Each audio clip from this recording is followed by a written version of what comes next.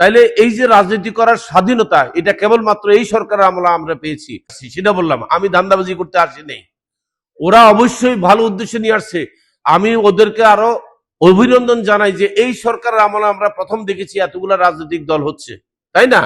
তাইলে এই যে রাজনীতি করার স্বাধীনতা, এটা কেবলমাত্র এই সরকারের আমলে আমরা পেয়েছি, নাইলে আপনি এতগুলা দল দেখতেন না। আমি এটাকে কিন্তু সাধুবাদ জানাই। আমি বলি আরো 100 নতুন দল আসুক, আমরা তাকেও সাধুবাদ জানাই। কেন জানেন? পাশের দেশ ভারতে দেখেন আপনি কতগুলো রাজনৈতিক দল আছে, আপনাদের ধারণা আছে কিনা আমি জানি না। কেন্দ্রীয় এবং রাজ্য সরকার সহ মিলিয়ে অন্তত 400 থেকে 500 তাদের রাজনৈতিক দল আছে ভারতে। শুধু রাজ্য সরকারের অধীনে শত শত দল আছে। তো দল বেশি থাকাটা কিন্তু ধান্দা নয়, দল থাকা হচ্ছে ভিন্ন মত।